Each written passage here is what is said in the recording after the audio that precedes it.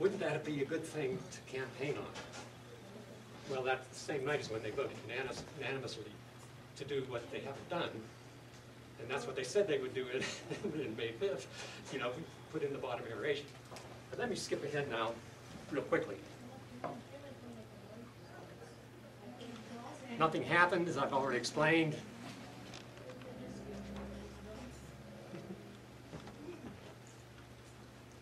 That said, that when she was mayor, they were pretty much in EPA compliance. That was in 1990. These values below this line are not in compliance. The removal rate that the EPA said to remove, and that was back in 1987. They put a factory port, you know, in a permit system. I don't know why. Between 1988, when they started sending samples for analysis, and 2007, why EPA didn't send the city any violations. There were plenty. You know, even when you were mayor, so you didn't know because it wasn't an issue. EPA wasn't doing their job. Why would the city do anything? So voila, in 2007, down on the shores of these lagoons, EPA is there. And if you read the fact report, you can see in there where EPA called DEQ and said, you know, what's going on in Salmon? They're having these violations. I don't know if it's only two, but they didn't say who they talked to. But the spokesperson said that we're working with Salmon to create a compliance schedule. EPA guy said, there's no compliance schedule. You're either in compliance or not. We're bound by the Clean Water Act, so we can't give any discretion. So what that means is, when you have a violation, they're supposed to issue a violation notice. They didn't for 20 years. They've given 2 of them in this time. What changed? What did change? That's the question I'm going to leave for you now. Oh, good. If you analyze the state, the first thing you see, it looks like a bee that fell over. You see the bee here? It fell this way. 65% and 85% removal, that's just getting how much of the cloudiness did you remove and how much of the oxygen demand did you remove. Those are the 2 values that I've plotted here that EPA requires. The water we put into the river is probably cleaner than the river. I didn't put the hot probes in the river, but I'll bet. In these lagoons, we put in somewhere between 80 and 100 parts per million of garbage, BOD demand. Sewage treatment plants generally work on 17,000, 35,000 parts per million BOD. We don't even have sewage.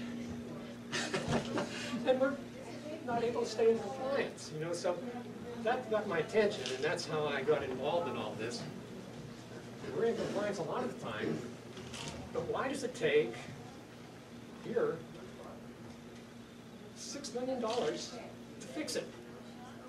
Why does it take a filler? Why does it take, we don't have sewage. You know, we have ponds. Aerobic conditions will fix it all. A quick question, what are the blue and green things? Those are the violation notices. Oh, okay. Those are the violations when they were lower than 65% removal of TSS, we'll say. And the other one is the BOD. And you can see there are plenty. These are the lagoons. The water comes in here after it goes under the river. There's a couple of pumps, you know, so besides the tampon plastic, there isn't anything that isn't organic coming in here. The company that they got, after all this I've done, to show them that the aerobic bacteria will consume the organic part of the sludge, they're still having some engineering firm come in, take tests to see how much organic material there is in the sludge. George told me that they found a lot of sand because of the infiltration. I said, show me the data. I haven't seen the data. It can't be true. You know, it's impossible. But there again, I hired an outside firm. They said, yeah, we can remove the sludge for $250,000.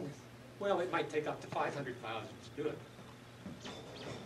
At the end of this last message from George, he said, maybe we don't have to do it. I don't know why they're pursuing removing the sludge for all that kind of money when they can fix it for $50,000. Anyhow, what I was going to explain was the water comes in here, it goes from here to here to make it run as far as you can make it. And it goes out over here and through a pipe, through an ultraviolet thing, it's another $250,000 into the river. Goes out in the middle of the river, bubbles up.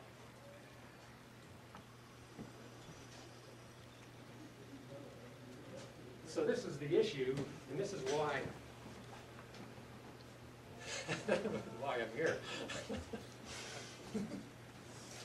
The first violation notice said, oh, you have 120 violations. I got in touch with a guy from EPA, and I said, how did we get 120? He said, oh, if you have a monthly average, like if you measure the effluent once a month, and that's not in compliance, that's 30 violations. If you measure, if you measure something every week and one of them is out, that's 7 violations. So they're playing a hard nuts game. You know, and the simplest thing is put it on the land and just get out of that business. But if you want to get in that business, the solution is $50,000. The mayor was down there when he had this violation notice and said, I guess I'll just give the keys to the city, you know, to EPA. I mean, that's how distraught the whole company was. Well, so they seemed unconcerned. When I went there 3 or 4 weeks later, I said, since these 367, we now have, I've got this on the Freedom of Information Act of EPA, I said, we now have 96 more. Didn't affect them any. They don't take it seriously.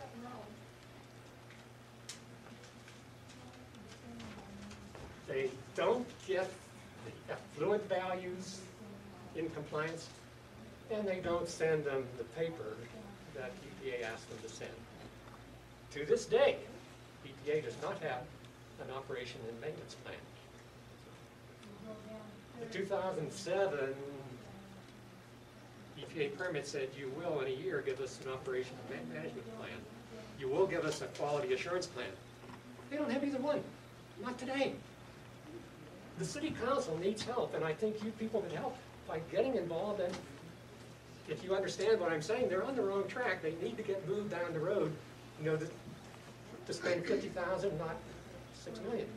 Don't dredge the lagoon. You don't have to.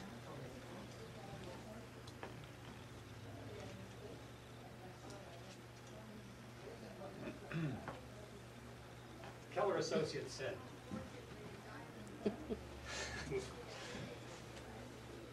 you have so much infiltration.